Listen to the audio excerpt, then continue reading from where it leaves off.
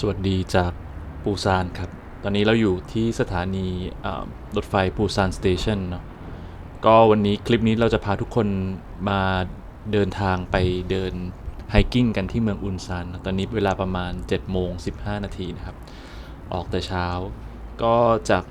ปูซานนี่เราสามารถเดินทางไปที่เมืองอุนซานเนาะจะอยู่ใกล้ๆกันนะครับอยู่จังหวัดเดียวกันคือคยองซัมใต้เนาะ ตอนนี้อากาศหนาวมากนะครับ7องศาช่วงเดือนปลายเดือนตุลาคมวันนี้เราจะไปไฮกิ้งกันนะครับที่สถานที่ไฮกิ้งที่เรียกว่าคันวอนเจเนาะอันนี้เราอยู่ที่สถานีปูซานก็จะมีแคมเปญปูซาน is good นะครับปูซานิราชดทานะครับก็แปลเป็นตรงตัวคือปูซาน is good ก็เป็นการโปรโมทแคมเปญท่องเที่ยวนะครับอันนี้เราก็ขึ้นมาบันไดเลื่อนบนสถานีรถไฟปูซานที่นี่เป็นสถานีรถไฟ KTX เนาะเป็นสถานีรถไฟความเร็วสูงของเกาหลีใต้ของเมืองปูซานครับมีขนาดค่อนข้างใหญ่แล้วก็มีเที่ยวรถไฟไปยังเมืองต่างๆรวมถึงโซลเนี่ยเยอะมากตั้งแต่เช้ามืดเลยก็มีนะครับโดยเราสามารถที่จะซื้อตั๋วที่ตรง Ticket Office ตรงนี้กับเจ้าหน้าที่ก็ได้หรือว่าจะจองตั๋วออนไลน์มาผ่านแอปKorel Talk ของการรถไฟเกาหลีก็ได้นะครับอันนี้เราเดินเข้ามาในสถานีรถไฟอันนี้เราซื้อตั๋วออนไลน์มาทางแอปแล้วเรียบร้อยนะครับมาถึงก็มีเวลาเดินเล่นที่นี่ก็จะมีร้านค้าขายของอะไรเงี้ยมีห้องน้ำมี Facility ครบครันมีร้านสะดวกซื้อนะครับมีที่ให้นั่งคอยรถไฟได้เนาะสถานีค่อนข้างใหญ่น่าจะพอๆกับที่โซลสเตชันเลยนะครับมี Information Center สามารถถามเป็นภาษาอังกฤษได้อันนี้เราลงมาที่ชานชาลานะครับรถไฟวันนี้เราเป็น KTX รุ่นปกติเนาะน่าจะเป็น KTX รุ่นดั้งเดิมนะครับก็วันนี้เป็นรถไฟที่วิ่งไปที่โซลเนาะแต่ว่าเดี๋ยวเราจะลงก่อนที่เมืองอุนซานครับจะใช้เวลาประมาณ21นาทีเพราะว่าเป็นรถไฟความเร็วสูงมันก็จะค่อนข้างเร็วก็เดี๋ยวเราจะต้องนั่งรถไฟอันนี้ตั๋วนะครับจองออนไลน์ไปแล้ว KTX 014เวลา8:05นาทีจะไปถึงที่อุนซานตอน8:26นาทีนะครับใช้เวลาแค่21นาทีก็กำลังเดินหาตู้รถไฟเพราะว่ารถไฟ KTX มันค่อนข้างยาวนะมีหลายตู้มีเป็น10ตู้นะครับของเราเป็นตู้ที่14นะครับก็อันนี้เข้าทางตู้13แล้วก็เปิดประตูล็อกเข้ามาก็มีบนรถก็อย่างที่เคยรีวิวไปนะครับก็จะมีที่วางกระเป๋ามีตู้กดน้ำได้นะครับแล้วก็เป็นประตูอัตโนมัติกดเลื่อนเข้ามาแล้วก็เดี๋ยวเราเดินทางไปที่เมืองอุนซานกันนะครับอันนี้ก็บรรยากาศระหว่างทางก็จะเห็นวิวต่างๆก็ส่วนใหญ่ก็เป็นวิวภูเขาเนาะเพราะว่าที่เกาหลีนี่ก็ภูเขาเยอะอันนี้เรามาถึงเมืองอุนซานแล้วที่สถานีรถไฟอุนซานซึ่งสถานีรถไฟอุนซานเนี่ยจะอยู่นอกเมืองนะถ้าใครจะเข้าไปในเมืองอุนซานก็จะต้องนั่งรถต่อเข้าไปอีกประมาณชั่วโมงหนึ่งนะครับก็เราก็จะเดินตรงออกไปเรื่อยๆแล้วเดี๋ยวเราจะต้องต่อรถเมล์นะครับเป็นรถบัสของอุนซานไปยังที่ภูเขาคันวอนเจของเราอีกทีหนึ่งนะครับอันนี้เป็นจุดรอรถเมล์ซิตี้บัสสต็อปเนาะสายรถเมล์ของเราวันนี้ต้องหาข้อมูลมาก่อนนะก็คือรอรถบัสหมายเลข353ซึ่งจะมาในเวลาประมาณ8:40นาทีนะครับอันนี้อยู่ที่สายรถไฟเลยนะก็ที่ตัวป้ายรถเมล์นี่ก็จะมีป้ายบอกเวลาแล้วก็ตำแหน่งของรถเมล์ที่กำลังจะเข้ามาที่ตัวป้ายเนาะของเราก็รอรถบัสหมายเลข353นะครับแล้วก็มีเนี่ยบอกเวลาซึ่งบัสสายนี้เนี่ยมันจะมีค่อนข้างน้อยต่อวันเข้าใจว่าวันหนึ่งน่าจะมีประมาณแค่2รอบอันนี้เรามาแล้วตรงเวลาเป๊ะนะครับประมาณมาถึงก็ประมาณ1นาทีเนาะแล้วเราก็จะขึ้นรถบัสอันนี้เราก็จะไปลงป้ายที่ชื่อว่าจูอัมมาอิบกูนะก็คือจูอัมมาผมก็พูดว่าจูอัมมาอิบกูก็คือถามคนขับว่าไปลงใช่ไหมแล้วก็คนขับก็พยักหน้าแล้วก็แตะบัตรทิมันนี่แล้วก็ขึ้นไปนั่งได้เลยนะครับรถไฟอย่างที่บอกรถบัสเนี่ยอย่างที่บอกว่ามันจะมีรอบที่ไปที่คันวอนเจเนี่ยค่อนข้างน้อยต่อวันก็จะมีรอบเช้าแล้วอีกทีก็รอบบ่ายอะไรเงี้ยจำเวลาไม่ได้นะครับรอบน้อยมากซึ่งถ้ามาไม่ทันก็ต้องแท็กซี่อย่างเดียวนะครับอันนี้ก็บรรยากาศรถไฟมันรถบัสเนี่ยมันจะวิ่งออกนอกเมืองไปทางทิศตะวันตกเนาะแล้วก็ขึ้นเขาไปเรื่อยๆนะครับใช้เวลาเดินทางประมาณ50นาทีครับอันนี้ก็บรรยากาศระหว่างทางก็วันนี้อากาศค่อนข้างดีแล้วก็ฟ้าใสเนาะอันนี้เรามาถึง บริเวณจูอัม Village Entrance นะก็คือหมู่บ้านจูอัมทางเข้าหมู่บ้านจูอัมนะก็เป็นทางเริ่มต้น hiking trail ของเราวันนี้นะครับอันนี้ก็จะพามาดูป้ายรถเมล์นิดหน่อยนะครับก็มาลึกอยู่บนเขาแค่ไหนประเทศนี้ก็ยังมีรถเมล์มีระบบขนส่งมวลชนมาถึงทุกที่เลยเนาะ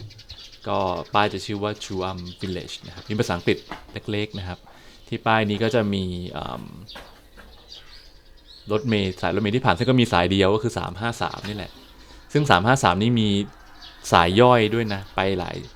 มีแบบบางคันก็จะไปไม่ถึงสถานีอุนซันเนาะบางคันก็ไปถึงคันที่ไปถึงน่าจะมีแค่คัน2คันอะไรเงี้ยน้อยมากต่อวันก็เพราะนั้นต้องถ้าจะขึ้นรถขนส่งมวลชนก็ต้องเหมือนกับวางแผนเวลาการเดินทางให้ดีอันนี้มาถึงจุดทางขึ้นนะครับจะเขียนว่าคันวอร์เจโอลาคันคิลก็คือแปลว่าทางขึ้นไปยังคันวอร์เจนะครับคันวอร์เจเป็นสถานที่ที่เราจะไปเดินไฮกิ้งกัน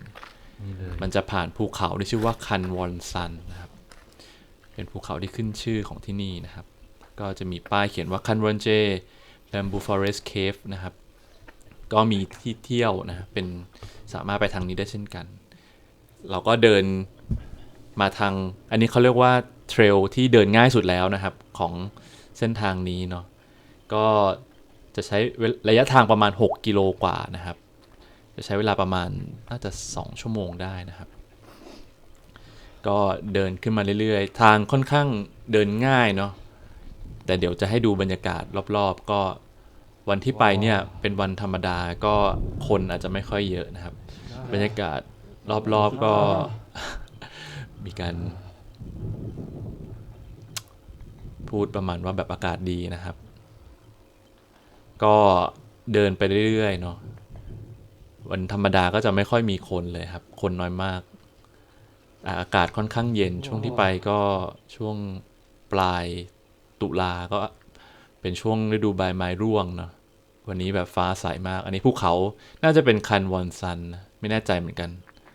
ครับก็คือเขาที่เราผ่านมาจากรถเมล์นี่แหละนี่เราเดินเข้ามาลึกเข้ามาเรื่อยๆนะครับอันนี้ก็จะเป็นเทรลที่จะไปทางคันวอนเจเนาะก็เดินไฮกับเราแล้วเริ่มเจอคนที่มาเดินไฮกับเราแล้วนะครับเมื่อกี้ก็มีเสียงนะครับคนส่วนใหญ่จะเป็นคนท้องถิ่นหมดเลยคนเกาหลีเหมือนเคยเห็นว่ามีคนเวียดนามก็มาเดินกันที่นี่เยอะนะครับรองเท้าถ้าใครมีรองเท้าไฮกิ้งก็แนะนำเนาะเพราะว่ามันก็ทำให้เราเดินสบายถ้าไม่มีก็น่าจะใส่รองเท้าผ้าใบได้ปกตินะครับก็เดินไปเรื่อยๆเริ่มเข้าป่าแล้วก็จะเห็นเป็นแบบต้นไม้ใบไม้เปลี่ยนสีเล็กๆนะครับเริ่มออกสีเหลืองๆนิดหน่อยนะครับยังไม่เยอะมากสถานที่ที่เราไปวันนี้เป็นสถานที่ที่มีชื่อเสียงด้านในช่วงฤดูใบไม้ร่วงเนาะก็คือมันจะมีดอกซิลเวอร์กลาสนะครับดอกหญ้าที่แบบสวยเป็นแบบแลนด์มาร์คของคนเกาหลีเขาก็จะชอบมาเดินเทรลกันที่นี่นะครับนี่ก็เดินลึกเข้าไปเลยมีจุดให้นั่งแวะพักด้วยนะครับแล้วก็จะมีป้ายบอกเป็นไม่มีภาษาอังกฤษนะครับชูริมกุยก็คือแบมบูเคฟเมื่อกี้ที่เขาบอกมันเป็นสวนป่าไผ่นะแต่เราไม่ได้ไปไอ้แบมบูเคฟวันนี้นะเราไปคันวอนเจก็เดินเริ่มเป็นแบบหินละเป็นหินแบบกรวดก็จะเริ่มครุขระนิดหน่อยนะครับก็จริงๆมีคนเดินอยู่ข้างหน้าเล็กๆนะครับเป็นคนเกาหลีแล้วก็ขอเร่งนิดนึงเดินไปเรื่อยๆนะครับ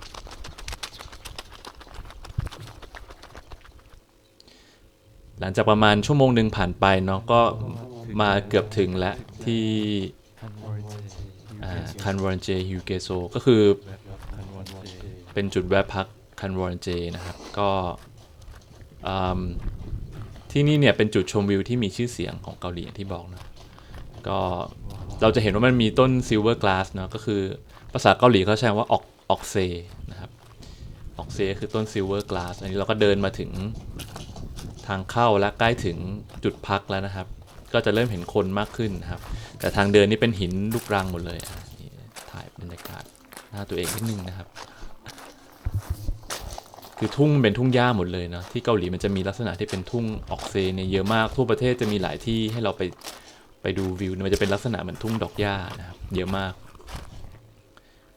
อันนี้มาถึงจุดแวะพักแล้วก็จะมีป้าย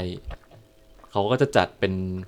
สถานที่ให้เราแบบมาถ่ายรูปเช็คอินอะไรอย่างเงี้ยนะครับอันนี้ก็วันนี้แบบแดดไม่มีเมฆเลยนะครับแบบฟ้าใสมากพอแบบกลางวันนี่เริ่มร้อนแหละนะครับนี่ก็มีคนมีป้ายยองนำเอลฟ์นี่ก็คือเป็นชื่อเรียกกลุ่มเทือกเขาบริเวณนี้เนาะจะมีอยู่7ภูเขานะครับเรียกรวมกันเป็นเอลฟ์ชื่อว่ายองนำเอลฟ์นะครับอันนี้ก็เราก็ไปถ่ายรูปด้วยเนาะอันนี้เราเดินเข้ามาแล้วก็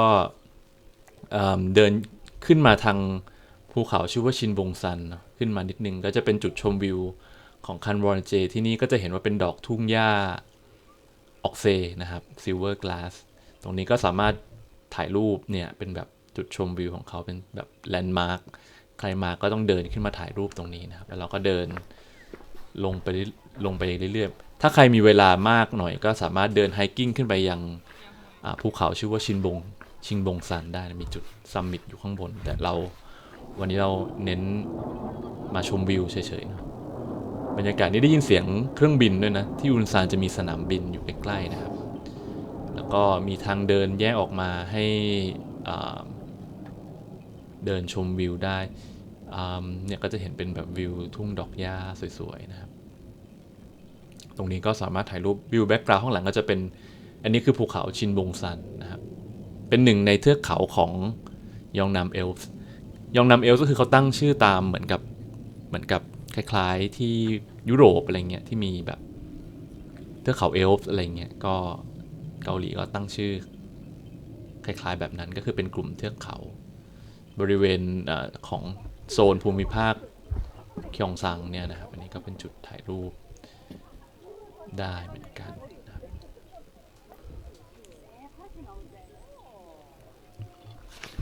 แล้วก็มองเข้าไปข้างหลังเนี่ยก็จะเป็นภูเขาคันวอนซันนะแล้วก็มีที่เป็นโดมสามเหลี่ยมบ้านสามเหลี่ยมนั้นก็คือ rest area ก็คือเป็นจุดพัก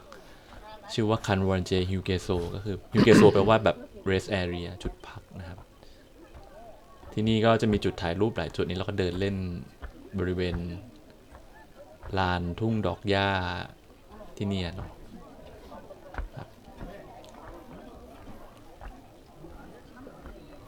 ก็เดินไม่ยากเนาะใช้เวลาประมาณขาขึ้นมานี่ก็ประมาณ2ชั่วโมงได้นะครับ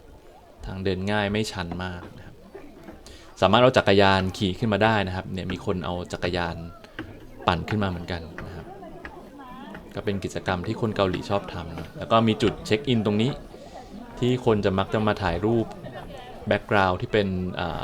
ภูเขาชินบงซันตรงนี้นะครับก็ที่นี่เคยเป็นสถานที่ถ่ายทำซีรีส์เนาะ Crash Landing on You ถ้าใครเคยดูซีรีส์เรื่องนี้เนาะฮยอนบินกับซอนเยจินเนาะก็มันจะมีฉากที่นางเอกตอนแรกเลยมั้งที่นางเอกมาเล่นพาราไกลดิ้งนะครับสถานที่ถ่ายทำเนี่ยตรงนี้ก็คือเป็นจุดถ่ายรูปเนาะสถานที่ถ่ายทำเนี่ยเขาก็จะมีป้ายเขียนว่าเป็นแบบที่นี่เคยเป็นที่ถ่ายทำซีรีส์ Crash Landing on You ฉากที่นางเอกเล่นพาราไกลดิ้งก็คือถ่ายทำที่นี่นะครับก่อนที่จะไปตกที่ในเรื่องเล่าว่าไปตกที่เกาหลีเหนือก็จริงๆก็ถ่ายทำที่นี่นะครับตรงนี้จะเป็นจุดที่คนมาแวะพักกินข้าวกันนะครับข้างบนนี้ไม่มีร้านอาหารเนาะก็หลายคนเขาก็เตรียมอาหารมากินเองพวกอาหารแบบพุนชิกเนาะพวกคิมบับอะไรเงี้ยหรือบางคนก็จะมีรามยอนขายนะครับข้างบนนะครับอันนี้ของเราก็ซื้อคิมบับมากินเป็นอาหารกลางวันเนาะก็นั่งกินแต่ว่ามีที่ทิ้งให้นะครับทีนี้เราจะเดินขึ้นไปชมวิวบนคันวอนซันแหละนะครับก็เดินขึ้นไประหว่างทางก็จะมีคนนั่งกินคิมบับข้าวปั้นอะไรเงี้ยอยู่เรื่อยๆคนแถวนี้ที่มาเที่ยวส่วนใหญ่น่าจะเป็นคนคยองซังนี่แหละก็ภาษาเกาหลีเขาก็จะสำเนียงคยองซังก็จะไม่เหมือนสำเนียงคนโซลเนาะก็จะเป็นอีกแบบหนึ่งนะครับอาจจะฟังยากกว่านิดนึงเราก็เดินขึ้นไปตรงนี้ค่อนข้างชันนะเดินแบบเหนื่อยใช้ได้นะครับก็เดินขึ้นไปเรื่อยๆ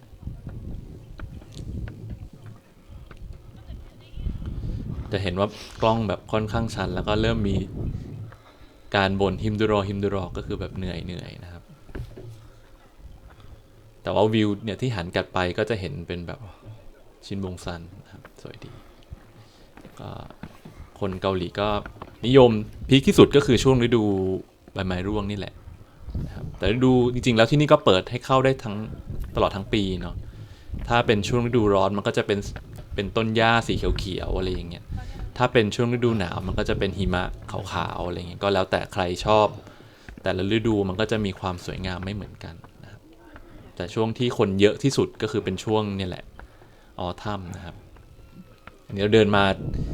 ขึ้นมาสูงระดับหนึ่งแล้วเริ่มเหนื่อยนะครับผมก็ต้องพักบ้างเดินไปพักไปเนาะนี่มีคนเกาหลีใส่แขนขาสั้นมาเลยนะโหจริงอากาศเย็นนะครับข้างบนนี้น่าจะประมาณ10ต้นๆอะไรเงี้ยครับมีคนพาหมามาเดินด้วยนะเนี่ยเห็นไหมมีหมามาจูงหมามาเดินก็เป็นกิจกรรมที่คนเกาหลีเขาก็ชอบทำกันนะทำกิจกรรมหลากหลายมาเดินไฮกิ้งพาหมามาเดินอะไรเงี้ยนะครับหมาก็ฟิตเลยนะครับบนไอรูเล็กน้อยนะครับเพราะว่ามันชันนะครับใกล้แล้วนะครับจะมีจุดชมวิวจุดหนึ่งที่เดี๋ยวจะพาไปดูนะครับวิวตรงนี้คือแบบสวยมากของจริงจะสวยกว่าในกล้องอีกนะถ้าใครมีโอกาสก็แนะนำนะแต่ว่าต้องฟิตร่างกายนิดนึงเพราะว่าที่นี่ค่อนข้างเหนื่อยใช้ได้เลยนะครับก็แดดแรงก็ต้องใส่แว่นกันแดดนิดนึงเสื้อก็ต้องเป็นเสื้อกันลมนะไม่งั้นโอ้โหหนาวนะครับและนี่ก็เหมือนแพ้อากาศด้วยก็มีอาการน้ำมูกไหลนะครับขออภัยถ้ามีได้ยินเสียงแบบสูดน้ำมูกนี่ก็คนเกาหลีเขาก็จะมาเป็นคู่ๆนะเรามาคนเดียวก็เหงากันไปนะครับตรงนี้จะเป็นจุดชมวิวคันวอนเจจุดที่1คันวอนซันจุดที่1มองกลับไปจะเป็นภูเขาชินบงซันคือที่เนี่ยมันก็จะมีเทรลเดินขึ้นไปข้างบนได้เนาะมันน่าจะประมาณแบบ2-3 กิโลได้นะขึ้นไปเนี่ยสูงเป็นภูเขาสูงเขาก็จะมีคนมาทำแบบมิชชั่นแบบเดินไฮกิ้งแบบ2-3 วันค้างคืนอะไรเงี้ยก็มีนะก็แบบคนที่ชอบเดินไฮกิ้งมากๆอะไรเงี้ยครับตรงนี้แบบแอบเดินลอดเข้ามามันมีจุดถ่ายรูปตรงนี้แต่ว่าไม่กล้าถ่ายเพราะว่ามันเป็นเหมือนหน้าผาแอบชันนิดนึงมันต้องมีคนช่วยถ่ายก็เลยได้แค่มาเดินชมวิวเฉยๆเนาะแล้วก็เดินกลับไปนะครับส่วนตรงนี้มาอีกฝั่งหนึ่งนี่ก็จะเห็นวิวชินบงซันเหมือนกันแต่ว่าเป็นวิวอีกฝั่งหนึ่งก็จะมองเห็นเมืองอันนี้ถ่ายรูปนั่งถ่ายรูปได้นะครับแล้วก็มุมด้านนี้จะเห็นเป็นเมืองอุนซันเนาะที่เราเห็นทางด้านซ้ายเนี่ยครับก็คือเมืองอุนซันแต่ว่าไม่ใช่ตัวเมืองเนาะเป็นแบบชานเมืองไม่ใช่ตัวเมืองนะครับถ้าตัวเมืองต้องเข้าไปอีกลึกเลยเมืองอุนซันค่อนข้างใหญ่นะครับเทรลที่นี่มันก็จะค่อนข้างธรรมชาติมากเลยไม่ได้แบบทำทางอะไรเท่าไหร่นะมันจะเป็นหินเยอะนะครับแต่คนที่นี่เขาก็เดินกันชิลมากเลยนะครับอันนี้เราเดินขึ้นอีกนะครับมันจะยิ่งสูงยิ่งหนาวนะครับแล้วก็ยิ่งลมแรงแล้วก็ทางมันก็จะเริ่มเป็นหินเยอะขึ้นเรื่อยๆนะครับแต่มันเดินไม่ยากนะก็แค่แบบถ้าเหนื่อยเราก็หยุดพักอะไรเงี้ยข้างบนนี้ก็จะมีจุดถ่ายรูปเป็นแบบวันนี้แบบว่าฟ้ามันใสมากนะคนก็จะนิยมมาถ่ายแบ็กกราวด์ไปยังเมืองอุนซันกันนะครับเนี่ยตรงเนี้ยคนมาถ่ายกันเยอะเป็นแบบหินเหมือนเป็นซากฟอสซิลสักอย่างหนึ่งนะที่นี่มันจะมีแบบซากฟอสซิลสมัยโบราณที่เขาเชื่อว่าแบบเป็นแบบสมัยยุคไดโนเสาร์อะไรเงี้ยแล้วเขาก็เหมือนอนุรักษ์ไว้เนี่ยครับตรงนี้ก็เนี่ยเป็นจุดชมวิวที่แบบอย่างที่บอกว่ามองเห็นเมืองอุนซันแต่ไม่ใช่ตัวเมืองนะจะเป็นแบบชานเมืองแต่เห็นเนี่ยนี่คือยองนัมเอลฟ์ไม่รู้กี่ภูเขาจำชื่อภูเขาไม่ได้เหมือนกันนะครับมี7ภูเขาจำได้แค่คันวอนซันกับชินบงซันที่เราอยู่คันวอนซันนะครับอันนี้เราขึ้นมาสุดแล้วเรากำลังจะลงนะครับจากคันวอนซันอันนี้ก็เดินลงมีบันไดมันจะมีบันไดเป็นช่วงๆบางช่วงก็จะสลับเป็นหินก็สกิลนิดนึงฮะอันนี้ก็ต้องเดินเยอะนิดนึงนะครับวันนั้นที่ไปเดินที่เนี่ยแค่เดินขึ้นมาถึงตรงบริเวณเนี้ยก็ประมาณ 29,000 แล้วเยอะมากนะครับอันนี้เรากำลังเดินลงก็ ชิลๆนะครับไม่มีคนบางคนเขาจะเดินขึ้นไปซัมมิตที่คันวอนซันมันเดินขึ้นไปอีกสักน่าจะมีครึ่งถึง1 ชั่วโมงอ่ะก็เลยตอนนั้นแพลนไม่ถูกแล้วมาคนเดียวก็เลยรีบลงก่อนกลัวเวลาไม่พอเพราะเราไม่มีรถอ่ะก็บางคนส่วนใหญ่เขามาที่นี่เขาขับรถกันมาเนาะเขาก็ไม่ต้องกังวลเรื่องเวลาเราเหมือนกับว่าต้องกังวลเวลาว่าแบบจะต้องทำเวลาลงไปให้มันทันรถบัสรอบรถบัสที่จะมารับเราเนาะเพราะว่าถ้าไปไม่ทันมันจะรอนานอันนี้อย่างที่บอกก็คือคันวอนซันคิวความมกนะครับก็คือเป็นเขาบอกว่าเหมือนเป็นซิลิก้าทรีก็คือเหมือนกับว่าเป็นสร้างฟอสซิลที่แบบเขามองว่ามาจากยุคดำบรรพ์เนาะตรงนี้ก็เป็นจุดถ่ายรูปอีกจุดหนึ่งก็คือคันวอนเจก็จะเป็นที่เกาหลีส่วนใหญ่ถ้าแบบที่เที่ยวที่เป็นแบบภูเขาว่ามันจะมีเหมือนกับเขาก็จะเอาหินมาแบบตั้งเป็นแท่งๆแล้วก็มาถ่ายรูปกันเนี่ยเป็นจุดชมวิวนะคันวอนเจแล้วก็มีคนนั่งชิลนะครับนั่งกินข้าวกันเป็นกลุ่มคนเกาหลีเขาก็จะมาเป็นกลุ่มสมาคมแม่บ้านกลุ่มอะไรเงี้ยที่ทำงานทนเขาก็นัดกันมาอะไรเงี้ยก็มีป้ายยองนำเอลส์อีกจุดหนึ่งให้ถ่ายรูปได้สวยนะครับต้องไปด้วยตัวเองอันนี้จริงแนะนำแต่ว่าต้องฟิตร่างกายนิดนึงแล้วก็เดี๋ยวเราจะพาเข้าไปดูที่คันวอร์เจฮิวเกโซก็คือจุดพักที่คันวอร์เจว่ามีอะไรขายบ้างนี่เขามีขับรถเอาของขึ้นมาส่งข้างบนนะครับเนี่ยคันวอร์เจเรสแอเรียฮิวเกโซก็ข้างในเราไปดูกันว่ามีอะไรขายบ้างเข้ามาก็จะมีเป็นคัพรามยอนนะครับเป็นรามยอนแบบถ้วยแล้วก็มีน้ำร้อนให้นะครับมีไมโครเวฟให้ใช้ได้ฟรีนะอันนี้ไมโครเวฟใช้ฟรีแล้วก็มีพวกสแน็คขายแต่ราคาก็จะสูงกว่าข้างล่างอยู่แล้วแหละประมาณให้ดูราคานะแล้วก็มีที่นั่งพักแบบในซีรีส์เลยนะครับแล้วก็มีเนี่ยอันนี้ราคาก็จะมีบอกอย่างเช่นแบบรามยอนมีไอติมอะไรเงี้ยครับก็ราคาส่วนใหญ่ 2,000 วอนนะครับอันนี้เรามาซื้อไอติมนะครับ 2,000 วอนก็มีอยู่แค่2แบบนะครับไม่ต้องเลือกเยอะนะครับเราก็เอาสักแบบหนึ่งเพราะว่าเราอยากกินไอติมนะครับหนาวแค่ไหนเราก็อยากจะกินไอติมช่อนยอนก็คือ 2,000 วอน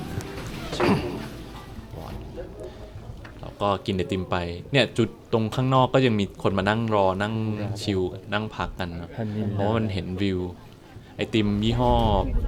พูราโบพานิลลาก็คือรสวานิลานะครับตั้งแต่ปี 1970 อร่อยดีนะครับเอาละเราพักกันเสร็จแล้วกินข้าวอิ่มแล้วเราก็กำลังเดินลงนะครับวันนี้เราจะลงอีกทางหนึ่งไปที่คันวอนเป็นเขาเรียกว่าจริงชื่อจริงมันคือว่ายองนัมเอลส์เวลคัมเซ็นเตอร์นะครับก็เหมือนเป็น visitor center นะครับนี่เราเดินลงตอนนี้เราเดินไปประมาณ 21,900 แล้วนะครับทะลุ 30,000 แน่นอนนะมีการพูด ซึ่งอันเนี้ยก็ไม่ได้หาข้อมูลมาก่อนตอนที่ไปเหมือนกันว่าแบบทางข้างขากลับเนี่ยเหมือนเขาบอกว่าทางมันจะไม่ค่อยดีนะเราก็ไม่รู้แหละลองดูนะครับเหมือนมีเวลาอยู่นะครับอันนี้ก็จะเห็นวิวเมืองเมื่อกี้ที่เราขึ้นไปข้างบนนี้ก็สามารถเดินลงทางนี้ได้จะสังเกตว่าไม่ค่อยมีคนเดินลงทางนี้ส่วนใหญ่เขาจะเดินกลับทางเดิมกันส่วนใหญ่นะขามาเนี่ยเทรลมันชื่อว่าถ้าเป็นภาษาอังกฤษก็คือ Korea Deer Farm นะก็คือฮันกุกซาซึมดงจังนะครับเป็นเทรลที่เดินง่ายนะครับส่วนขาลงนี่จำชื่อเทรลไม่ได้เหมือนกันแต่ว่ารู้ว่าปลายทางก็คือยองนามเอลส์ Visitor Center นะครับอันนี้เราก็เดินมันจะเป็นเดินลงอย่างเดียวนะครับไม่มีเดินขึ้นนะครับก็คาดว่ามันน่าจะง่ายกว่าขามาเพราะว่ามันเดินลงแต่ถ้าใครจะเดินขึ้นจากขาเนี้ยไม่ค่อยแนะนำเพราะว่ามันชันเดี๋ยวจะให้เห็นภาพว่ามันชันแค่ไหนนะครับอันนี้ก็คือเนี่ยบอกว่าของแท้ก็คือทางมันจะเริ่มเป็นแบบเป็นป่าแล้วไม่มีคนเลยนะครับทางมันจะเป็นขดเป็นงูเลยฮะเดินแบบวนไปวนมาอยู่บนเขานะแต่ทางมันก็พอเดินได้นะไม่ได้แย่อะไรนะครับแค่ว่า ต้องระวังว่าถ้าใครมาช่วงที่มันมีฝนตกอ่ะพื้นมันอาจจะลื่นได้แต่อันนี้ก็ช่วงใบไม้ร่วงมันก็ไม่มีฝนมันก็เป็นแบบใบไม้แห้งๆก็เดินได้โอเคทางมันก็น่าจะโอเคระดับหนึ่งเนี่ยบอกว่าไม่มีคนเดินขึ้นเลยเพราะว่าทางเดินขึ้นมันชันนะคนแนะนำก็จะต้องเดินลงน่าจะดีกว่าใบไม้ก็เริ่มเหลืองๆนะครับเนี่ยเริ่มร่วงไปเยอะแล้วเหมือนกันแล้วก็เริ่มเหลืองๆนะครับอันนี้เราก็เดินไปถ่ายรูปไปชิวๆมีเวลาเยอะพอสมควรนะครับอันนี้แพลนไว้ว่าแบบเดินสักประมาณ2 ชั่วโมงกว่ามีน้ำตกเล็กๆด้วยนะตรงนี้แต่เดี๋ยวจะมีน้ำตกใหญ่เดี๋ยวจะพาไปดูนะครับอันนี้ใบไม้อันนี้เหลืองส้มละสวยดีนะครับเริ่มแห้งแบบเหลืองนะฮะนี่ก็แวะถ่ายรูป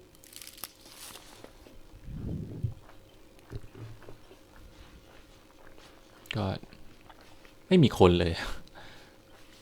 แอบเสียวเหมือนกันตอนที่ไปว่าเราเดินคนเดียวเลยเหรอดีมากวันนี้แต่ว่าเดินไปสักพักก็เจอคนนะครับมีคนเกาหลีเดินตามมาก็เดินเร็วกว่าเราอีกโห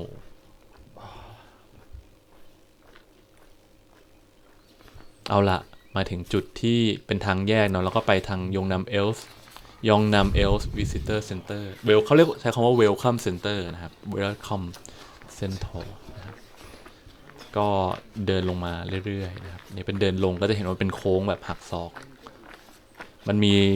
รถสามารถขับขึ้นมาได้เนาะรถที่มาส่งของเนี่ยครับเอาละเป็นทางแยกตรงนี้เป็นทางแบบธรรมชาติแล้วนะครับพกคำ Welcome Center นะครับก็มีแต่ภาษาเกาหลีแล้วจังหวะนี้เห็นคนเกาหลีแล้วครับเห็นไหมฮะเราเดินตามคนเกาหลีเลยนะครับอันนี้ก็จะเป็นหินหมดเลยอันนี้คือเข้าป่าของแท้นะครับเนี่ยไหวยังไหวนะครับเข้าป่าของแท้นะครับอันนี้ตรงนั้นไม่มีสัญญาณอินเทอร์เน็ตด้วยซ้ำมั้งสัญญาณแบบน้อยนะครับมีที่นั่งพักด้วยนะ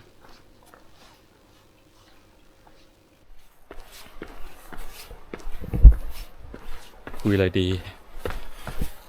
การมาคันวอนเจได้อะไรบ้างได้อยู่กับตัวเองได้เจอธรรมชาติที่สวยๆได้เจอผู้คนที่น่ารักได้เจอวิธีการจัดการเมืองที่เป็นระเบียบเดินทางขนส่งสะดวกสบายได้เห็น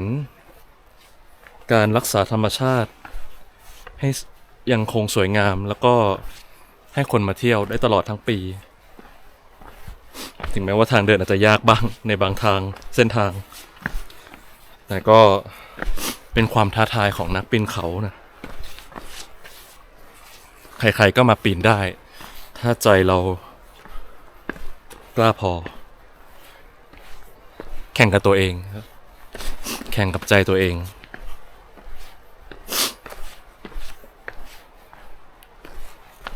ไม่ต้องแข่งคนอื่นไปกันต่ออันนี้ก็เดินลงมาข้างล่างใกล้ถึงแล้วนะครับก็จะเป็นเริ่มได้ยินเสียงน้ำตกใช่ไหมครับทีนี้ก็มีน้ำตกใหญ่แต่เราไม่ได้ไปดูแบบต้นน้ำตกนะมันเป็นทางผ่านของเราเฉยๆนะแต่ก็มีจุดให้เราถ่ายรูปได้บ้างอยู่นะครับ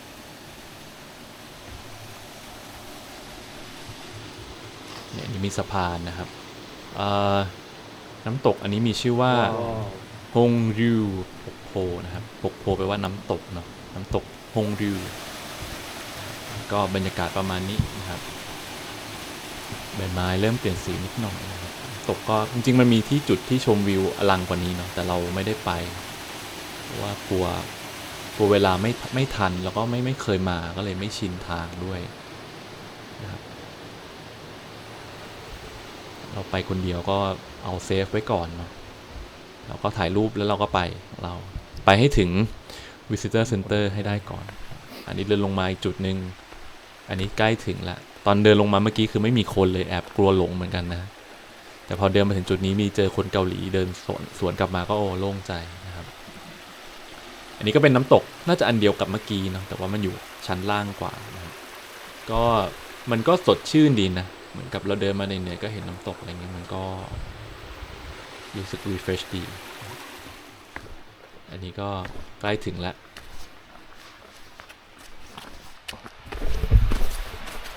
ใกล้ถึงแล้วคันวอนเจวิสิเตอร์เซ็นเตอร์ใช้เวลาเดินประมาณชั่วโมงครึ่งไม่เกินถ้าพักก็บวกอีกบรรยากาศก็ประมาณนี้ธรรมชาติดีงามมีน้ำตกด้วย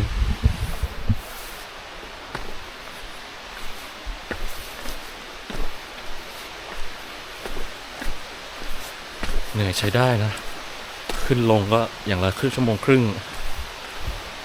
ก็ไปขับก็3 ชั่วโมงขึ้นข้างบนอีกเป็นชั่วโมง 4-5 ชั่วโมงใช้เวลาเที่ยวก่อนนอนวันนึงที่นี่เขาเรียกว่ายองนำเอลส์ภาษาเกาหลีว่ายองนำอาร์พิสก็คือยองนำเอลส์นั่นเองเป็นกลุ่มเทือกเขาในจังหวัดเคียงซัง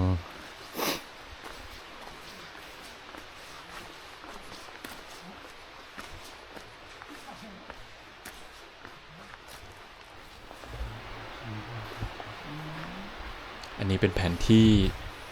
เทรลต่างๆให้เลือกเดินได้มีหลายเทรลนะนี่เราเดินออกแล้วถึง นี่ Visitor Center Visitor Center มีที่ปีนเขาด้วยมีห้องน้ำที่จอดรถแล้วก็ป้ายรถเมล์มาถึงที่นี่นะโหมีคนมาปีนเขาด้วย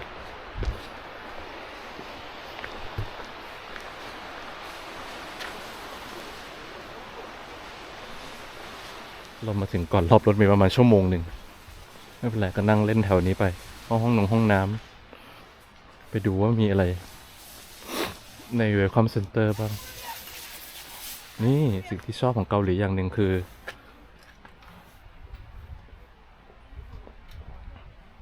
มีที่เป่าแมลงใช้ได้กดปุ่มแล้วนะเมื่อกี้ไม่ได้กดปุ่มเฮ้ยเป่า ไม่รู้ทำถูกหรือเปล่านะ ไม่เคยใช้อันนี้เหมือนกันที่เป่าแบบเหมือนพ่นเพื่อกันแมลงใช้ครั้งแรกเหมือนกันอาจจะมั่วๆในหนึ่งขออภัยแต่อันนี้ไม่มั่วแน่ก็คือที่เป่าลมเนาะที่เกาหลีทุก hiking trail จะมีอุปกรณ์เป่าลมเพื่อเป่าเอาพวกเศษดินหินใบไม้อะไรอย่างเงี้ยออกจากรองเท้าเราใช้ฟรีนะครับเป็น facility ที่เขามีไว้ให้ตามอุทยานแห่งชาติก็ดีนะนี่เราก็เป่าพวกเศษฝุ่นเศษใบไม้เศษไม่รู้ว่ามีอะไรติดในรองเท้าเราก็เป่าทิ้งได้นะครับแนะนำที่เที่ยวเมืองอุนไซมีอะไรเที่ยวบ้างนี่อันแรกอันนี้เราแนะนำที่เที่ยวเนาะก็ป่าไผ่เป็นป่าไผ่สักที่หนึ่งกุกาคงวันกวา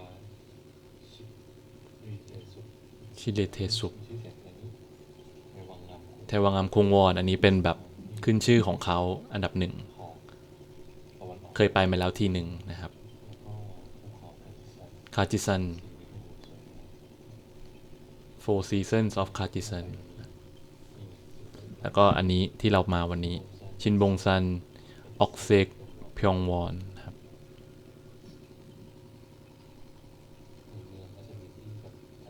ในเมืองจะเป็นอุนไซเป็นเมืองติดทะเลนะทะเลตะวันออกก็จะมีที่เที่ยวเป็นชายหาดทะเลอะไรอย่างนี้เหมือนกันเป็นเมืองที่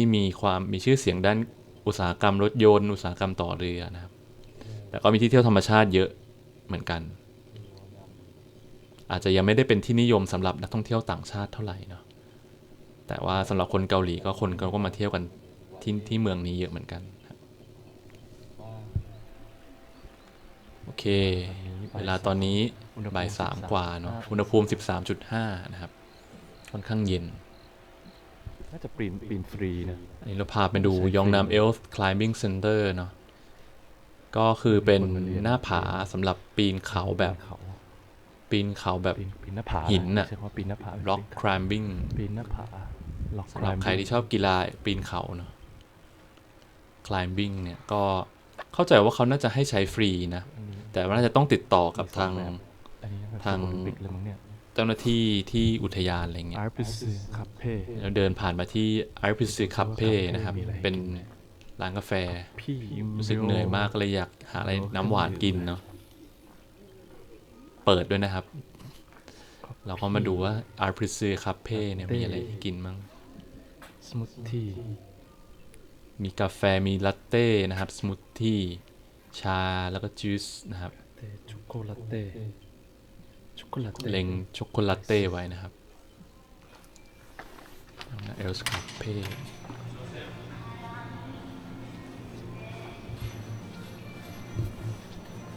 ไม่มีคนเลยนะมีพนักงาน1 คนท้วนช็อกโกแลตเต้โซโยช็อกโกแลตเต้ไอซ์ฮานาจุเซโยพี่ก็ถามว่ามีช็อกโกแลตเต้ไหมนะครับเขาก็บอกมีก็เลยสั่งว่าช็อกโกแลตเต้ฮานาจุเซโยก็คือเอาช็อกโกแลตเต้1 แก้วครับเขาก็เสิร์ฟมาเป็นแบบช็อกโกแลตเต้เนาะแต่ว่าเป็นแบบนมแล้วก็มีช็อกโกแลตอยู่ข้างล่างก็คนๆก็อร่อยดีนะกินแล้วก็อร่อยดีแต่ราคาก็แอบสูงนิดนึงเพราะมันอยู่ในอุทยานน่าจะไม่ผิดน่าจะประมาณ 5,000 บาท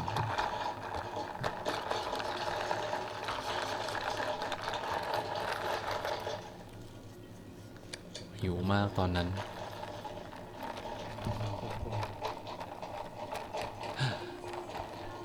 มีที่ชาร์จมือถือให้ใช้ฟรีด้วยนะชาร์จมือถือได้มีสายชาร์จให้มีอินเทอร์เน็ตให้นะครับก็มานั่งพักได้นะครับ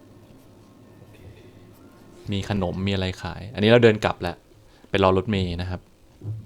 ก็จะเดินผ่านตรงนี้ใบไม้เปลี่ยนสีแบบสวยเลยตรงนี้ก็คือป้ายยองนามเอลส์เวลคัมเซ็นเตอร์นะครับพกคำเวลคัมเซ็นเตอร์แล้วก็จะมีป้ายรถเมล์อยู่ตรงหน้าทางเข้าเลยนะครับสะดวกมากก็คือรถเมล์วิ่งจากในเมืองมาถึงนี่เลยนะครับอยู่กลางเขานะครับ Complex Welcome Center นะครับพกคับนะครับก็แปลว่าประกอบมาด้วยหลายสิ่งอะไรประมาณนี้นะครับ Compound เรารอรถเมล์สาย343นะครับมาอยู่กลางเขาคันนี้ป้ายรถเมล์ยังมีป้ายบอกระยะเวลารอรถเมล์เป็นดิจิทัลนะครับที่นี่เมืองนี้ประเทศนี้แบบโมเดิร์นไนซ์มากนะครับ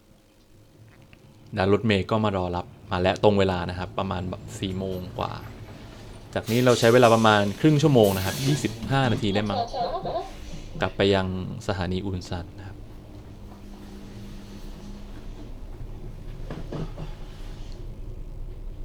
ไม่มีคนเลยเราขึ้นคนแรกอันนี้เป็นต้นสายแต่หลังจากนั้นก็มีคนขึ้นนะครับคนแถวนั้นก็ตรงเวลาเนาะนี่ก็สามารถตามรอยได้นะครับถ้าใครจะมาเที่ยวที่นี่รถเมล์จะใช้เวลาประมาณ25-30 นาทีจำเวลาเป๊ะๆไม่ได้จะกลับไปที่สถานีอุนซันนะครับนี่เรามาถึงสถานีอุนซันประมาณ5 โมงครึ่งนะครับอันนี้ก็มาลงที่เดิมตอนที่เราขามาตอนเช้าเนาะนี่แล้วก็มาลงรถเมล์ที่นี่มันจะสีเหลืองหมดเลยนะป้ายชิเนบอสนะครับมันก็ไม่เชิงในเมืองเหมือนออกไปตามเขาครับต้องไปซื้อตั๋วรถบัสรถไฟกับปูซานอันนี้เราก็ต้องไปซื้อตั๋วรถไฟกับปูซานเนาะยังไม่ได้ซื้อเลยนะครับรอบนี้ก็ซื้อกับเจ้าหน้าที่เลยนะครับเพราะว่ากะเวลาไม่ถูกว่าจะมาถึงกี่โมงก็เลยกะว่ามาซื้อเอาหน้างานแต่ว่ารอบรถไฟที่นี่มีเยอะนะครับไม่ต้องห่วงไปปูซานนี่สบายแค่21 นาทีอันนี้เราก็ซื้อตั๋วเรียบร้อยแล้ว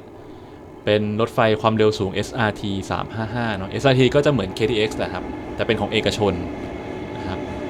ก็ใช้เวลาเท่ากันเลยจากอุลซันไปปูซานนะครับใช้เวลา21 นาทีสามารถวิ่งไปใช้ไปที่โซก็ได้นี่เรามาดูสรุปการไฮกิ้งของเราวันนี้อันนี้ขาขึ้นเนาะก็ขึ้นจากฮันกุกซาซึมนงจังนะครับเทรลโคเรียดียาฟาร์มเนาะก็เดินตามเส้นทางเนี่ยครับตามในรูปเนี่ยประมาณ 6.2 กิโลได้นะครับทางก็โอเคเดินไม่ยากนะครับ